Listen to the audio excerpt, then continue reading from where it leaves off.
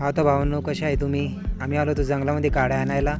तर तिकडे काड्या शोधता शोधता आम्हाला तिकडे एक ससा भेटला आणि तो खूप जखमी होता. जखमी अवस्थेत बघून त्याला आम्ही उचललं आणि त्याला पाणी वगैरे पाजलं आणि त्याला पुन्हा जंगलात सोडून दिलं. छोड़